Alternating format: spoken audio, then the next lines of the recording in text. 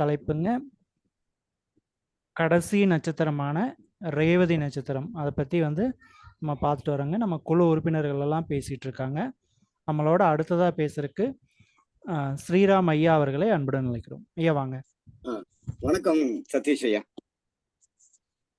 அனைவருக்கும் வணக்கம். இந்த நட்சத்திரம் சம்பந்தப்பட்ட கூட்டத்தினை சிறப்பான முறையிலே ஏற்பாடு செய்து தந்த பிரபாலய அஸ்ட்ரோ டிவி மற்றும் அதை சார்ந்த நிர்வாகிகள், நமது தென்னிந்திய ஜோதிட ஆராய்ச்சியாளர் சம்மேளன அமைப்பின் பொருளாளர் திரு மீனம் சதீஷ் அவர்களுக்கு முதற்கண் எனது நெஞ்சார்ந்த நன்றிகளை தெரிவித்துக் கொள்கிறேன். முதல் இறை வணக்கம். உச்சிஷ்ட மகா கணபதி பாதம் போற்றி,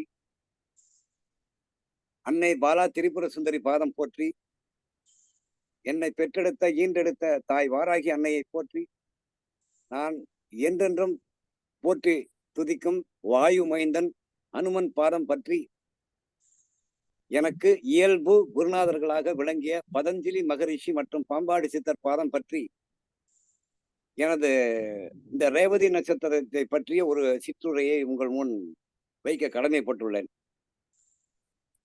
முதலாவதாக, ராசி மண்டலத்திலே கடைசி வீடான நீர் வீடான கடல் வீடான மீன ராசியில் இந்த ரேவதி நட்சத்திரம் 4 பாதங்களும் முழுமையாக உள்ளது. இது 27 நட்சத்திரங்களில் சற்று வித்தியாசமான நட்சத்திரம். பொதுவாக இந்த நட்சத்திரம் புதனின் ஆளுமை பெற்ற நட்சத்திரம் என்று கூறினாலும் செவ்வாயின் கர்மப்பதிவை வைத்துள்ள நட்சத்திரம் என்று கூற வேண்டும். அதே போல் இந்த ரேவதி நட்சத்திரத்தில் பிறந்தவனுடைய குண இயல்பு சற்று வித்தியாசமானதாக இருக்கும். இது 4 பாதங்களும் சற்று கொஞ்சம் வித்தியாசமான குண இயல்பை பெற்றவர்களாக இருப்பார்கள். இது அம்ச ரீதியாக பார்த்தீங்கன்னா தனுர் மண்டலத்தில் வரும். 1ஆம் பாதம் தனுசு, 2ஆம் பாதம் மகரம், 3ஆம் பாதம் கும்பம், 4ஆம் பாதம் மீனம், அதாவது வர்க்கோத்தம் என்ற நிலை எய்தும். இந்த ரேவதி நட்சத்திரத்தில் பிறந்தவர்களுடைய அழகான முகத்தோற்றம் குண இயல்பும் அனைவரை கவர்ந்து இழுக்கும். இவரது பெண்ணாக பிறந்தால் இவருடைய கண்கள் பார்த்தீங்கன்னாக்கா நல்ல திரட்சியாக இருக்கும், நன்றாக இருக்கும். இந்த ராசியினுடைய தன்மையை இரட்டை மீன்கள் போன்ற, அதாவது மீன்கள் போன்ற கண்கள் உடையவர்கள் என்று கூறலாம். பெரும்பாலும் இந்த நட்சத்திரத்தில் பிறந்தவர்களுக்கு மீனாட்சி என்று பெயர் இடுவரும் உண்டு. இவர்கள் மனைவி பிள்ளைகள் மீது அதிக அக்கறை பாசமும் வைத்திருப்பார்கள். பிள்ளைகளுக்கு முழு சுதந்திரம் கொடுத்து வளர்ப்பார்கள். இவரது மனம் பார்த்தீங்கன்னாக்கா தெளிந்த நீரோடை போல மனம் இருக்கும். கிளீனா இருக்கும், சுத்தம் இல்லாத மனம், கள்ளம் கபடி இல்லாத மனம் என்று கூறலாம். உள்ளொன்று வைத்து புறமொன்று பேச தெரியாத நபர்கள். அதே நேரத்தில் இவர் ஏமாளிகளும் கூட. குடும்பத்தில் எப்பொழுதும் இவர் இருக்கும் இடத்தில் புதன் சம்பந்தப்பட்டதால் நகைச்சுவை பேச்சு தத்தளிக்கும், கலகலவென்று இருக்கும். தன்னுடைய பேச்சு ஆற்றலினால் உறவினர்களையும் தன்வசப்படுத்திக் கொள்வார்கள். இந்த நட்சத்திரத்தில் பிறந்தவர்களுடைய இளமை காலங்களிலே, அதாவது இது புதனுடைய நட்சத்திரமாக வருவதால் இது 17 ஆண்டுகள் கர்ப்பத்தில் போக மீண்டு எஞ்சியுள்ள காலம் 7 முதல் 8 வருஷம் சொல்லலாம். இப்ப இளமை காலத்திலே புதன் வந்து விடுவதால் இவங்களுக்கு ஆரோக்கிய குறைபாடு இருக்கும். அதாவது இவங்க மனத்தளர்ச்சி, உடனே ஏதாவது ஆச்சுன்னா உடனே மனம் தளர்ந்து விடும். அந்த இது உண்டு.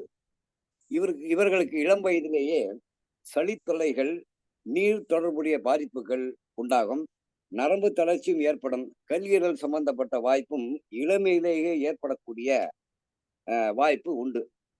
அதாவது இது புதனக்கூடிய நட்சத்திரம். ஆயில்யம் கேட்டு ரேவதி. இந்த ஆயில்யம் கேட்டு ரேவதி ராட்சச கணங்களில் வருவது. இந்த ரேவதி நட்சத்திரம் மட்டும் தேவகணத்தில் வருவதால் இவர்களுடைய குணம் என்பது எப்போதுமே ஆன்மீக ஈடுபாட்டோட இருக்கும். தெய்வ வழிபாட்டை மற்றவர்களை போல் அல்லாது வித்தியாசமாக வழிபாடுவார்கள். அவர் வித்தியாசமா சாமி கும்பிடுவாங்க, மற்ற மாதிரி எல்லாம் கும்பிட மாட்டாங்க. அதே போல இந்த நட்சத்திர பிறந்தவர்களுடைய உடல்நிலை பார்த்தாலும் அழகாக இருக்கும். எல்லாருக்கும் எல்லாம் கிடைக்கணும், அங்கு இல்லாத நிலை வேண்டும் என்று சொல்லக்கூடிய ஒரு பொது உடைமை கொள்கையை தன்னகத்தை வைத்திருப்பார்கள். நாம மட்டும் நல்லா இருந்தா பார்த்தாது, எல்லாத்துக்கும் எல்லாம் கிடைக்கணும், அவங்களும் நல்லா இருக்கணும் அப்படின்னு சொல்லிட்டு இருக்கும். அதே போல இவங்களுக்கு வந்து ஈகை குணம், அதாவது இறந்து அவர்களுக்கு ஏதாவது உதவி செய்ய வேண்டும் ஈகை குணம் கொண்டவர்கள் என்று கூறலாம். அதே போல இவர்களுக்கு சற்றேறக்குறைய 25, 28 வயதுக்குள், அதாவது 30 வயதிற்கு முன்பாகவே அனுபவ அறிவு, தத்துவ அறிவு உள்ளவர்களாக வந்து விடுவார்கள். அதே போல மற்றவர்களுக்கு ஆலோசனை வழங்குவதில் இவரை போன்று யாரும் இருக்க முடியாது. சரியான கவுன்சிலிங் கொடுப்பாங்க, நல்ல ஆலோசனை வழங்குவாங்க. அதே போல கல்வி கேள்விகளில் இவர்கள் சிறந்தவர்களாக இருப்பார்கள். அதே நேரம் பள்ளிக்கூடத்துக்கு மழைக்கு கூட ஒதுங்காதவங்களும் இதே நட்சத்திர பிறந்தவங்களும் இருக்கிறாங்க. அதாவது பெரும்பாலும் பாத்தீங்கன்னாக்கா இந்த இந்த நட்சத்திரம் பாத்தீங்கன்னாக்கா குரு, செவ்வாய், புதன், சனி இந்த இணைவுகளின் குணத்தன்மை இவர்களிடத்தும் இருக்கும். குரு என்று வரும்போது இது மீனராசியா இருப்பதால் இவர்கள் ஆன்மீகவாதிகள், எல்லாம் தெரிந்து மற்றவர்களுக்கு போதனை அளிக்கக்கூடிய தன்மைகள் இருப்பார்கள். அதே போல செவ்வாய் என்று வருவதால், செவ்வாயினுடைய கர்மப்பதிவு வருவதால் இவர்கள் பிறந்த வீட்டில், பிறந்த இல்லத்தில், பூமியில் தோஷம் இருக்கும், வாஸ்து தோஷம் இருக்கும், டாக்குமெண்ட் பிரச்சனையும் இருக்கும், சொத்தில் பிரச்சனை என்பது இருக்கும்.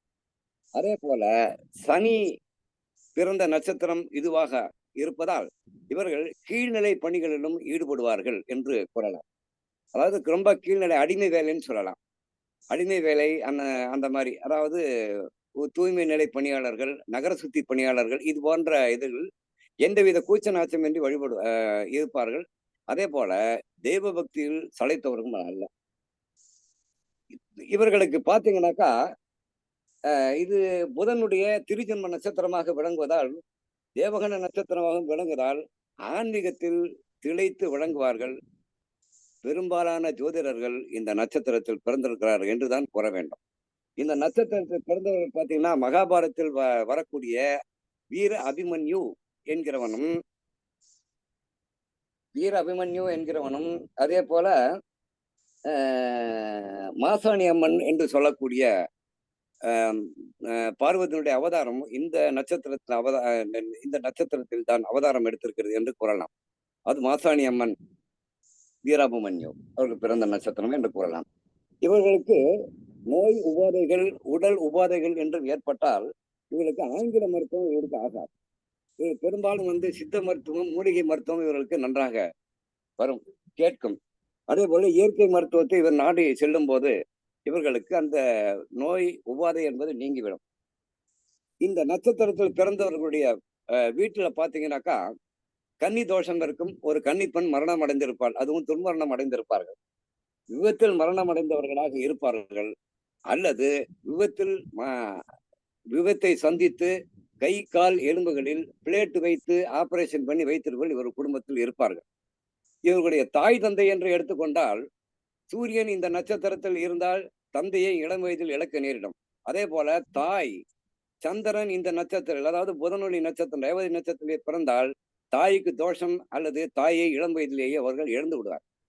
பெரும்பாலானவர்கள் அடுத்தவருக்கு ஓடோடி சென்று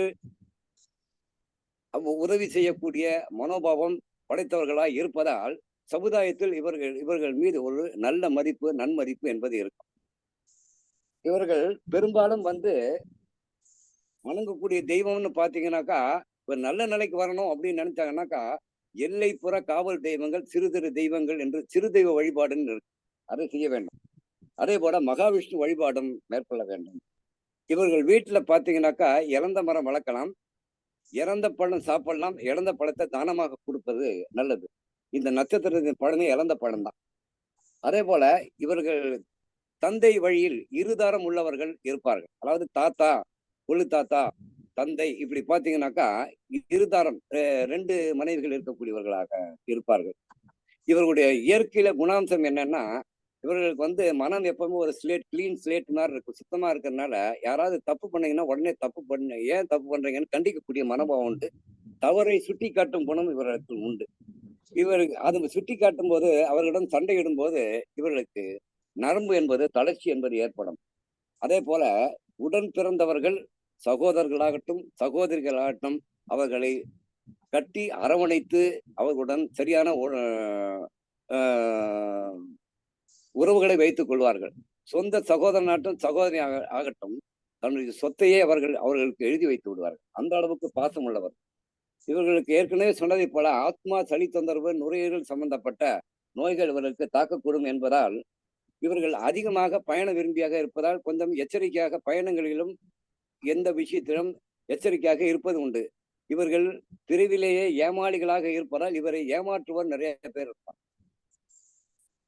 அதே போல இவர்களை பார்த்தீங்கன்னாக்கா பெரும்பாலான பார்த்தீங்கன்னா இந்த ரேவதி நட்சத்திரம் பிறந்தவர்கள் நல்ல திறமையாக பேசக்கூடியவர்கள்.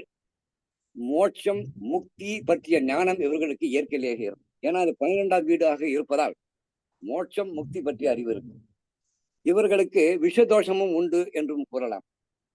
அடிக்கடி ஃபுட் பாய்சனிங், அதாவது உணவு அழற்சி, வயிறு சம்பந்தப்பட்ட நோய் இது மாதிரியே தாக்கக்கூடிய அளவுக்கு உண்டு. அதாவது நல்ல திறமையாக பேசுவாங்க, ஆனா கடைசியில முடிக்கும் போது சொதப்பிடுவாங்க. சரியா பேச முடியாம என்ன இப்படி பேசி இப்படி முடிச்சிட்டாரு அப்படிங்கிற மாதிரி ஒரு குணம் இவர்கிட்ட இருக்கும். அதே போல இந்த நட்சத்திரத்தில் பிறந்தவர்கள் சிறந்த கல்வி அறிவு, கவிதை மேதா விலாசம், ஓவியர், படைப்பாளி, ஏரோநாட்டிக்,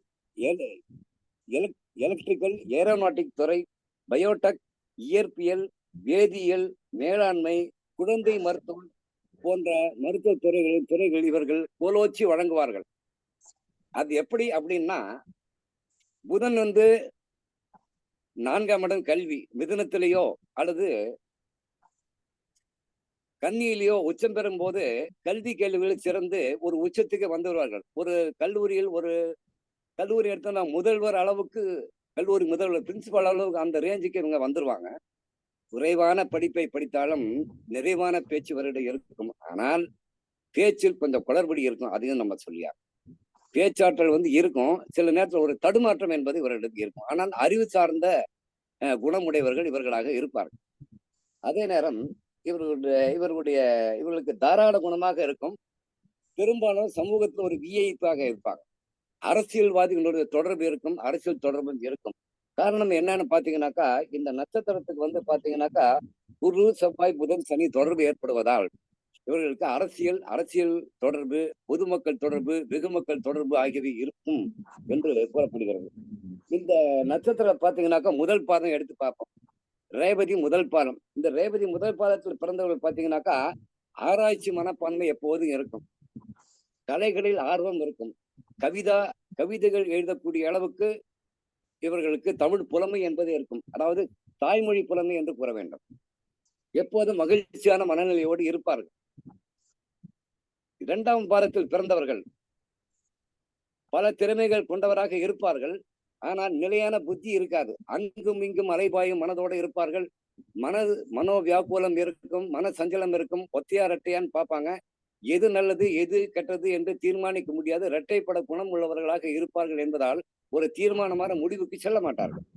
எளிதில் உணர்ச்சி படுவார்கள். ஆடம்பர செலவுகள் செய்வார்கள். வாழ்வில் அனைத்து சுகங்களையும் அனுபவிக்கும் பாக்கியம் இவர்கள் பெற்றிருப்பார்கள் என்று கூறலாம்.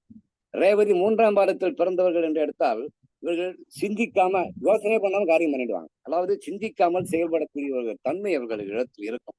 ஆனால் சுயநலம் அதிகமாக இருக்கும். வாழ்க்கையில் பல துன்பங்களை அனுபவிக்க நேரிடலாம்.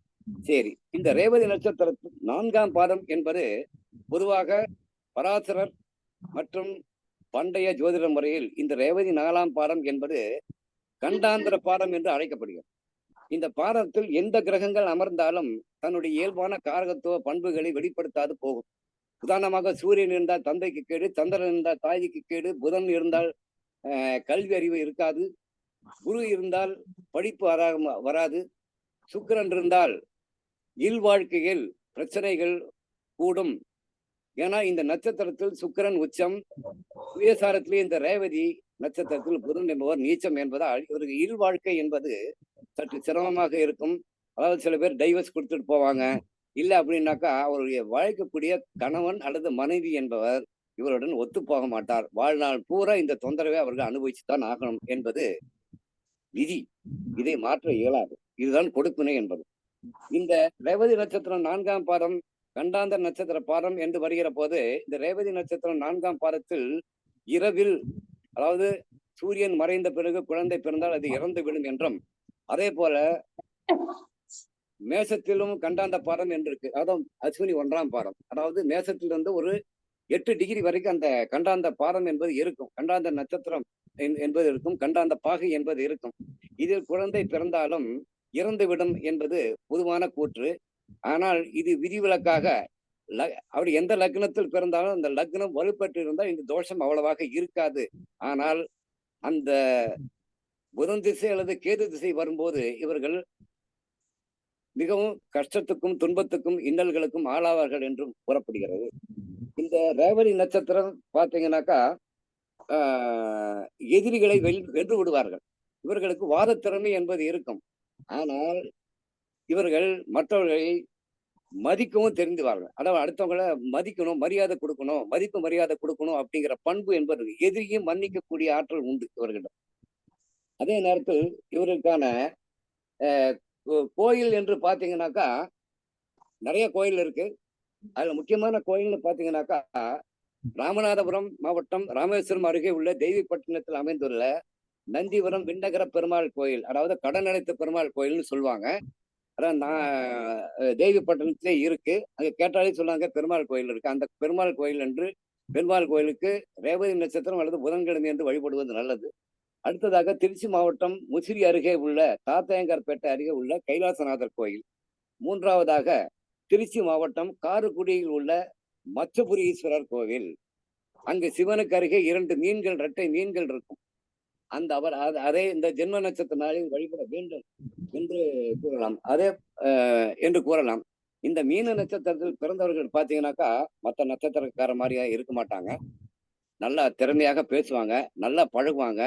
பெரும்பாலும் பார்த்தீங்கன்னாக்கா இவங்க தானம் தர்மங்களில் மற்ற நட்சத்திரக்காரர்களை விட இவர்கள் அதிகமாக வழங்குவார்கள். ஈகை குணம் தான் பசிக்குதோ இல்லையோ, நமக்கு வயசு பசிக்குதோ இல்லையோ, வந்தவங்களுக்கு உணவு பரிமாறி வந்தாரை வரவேற்று உணவு உபசாரம் செய்து அவர்கள் மனசு திருப்தியாட அதை பார்த்து இவர்கள் மனம் சந்தோஷப்படும் என்று கூறி இந்த ரேவதி நட்சத்திரம் மகாவிஷ்ணுவின் 4ஆம் பாதம் என்பது பொதுவாக ஒரு பாதம் என்பது 6 மணி நேரம், 6 நாள் 24 ஒரு நாள் முழுக்க இருக்கும்.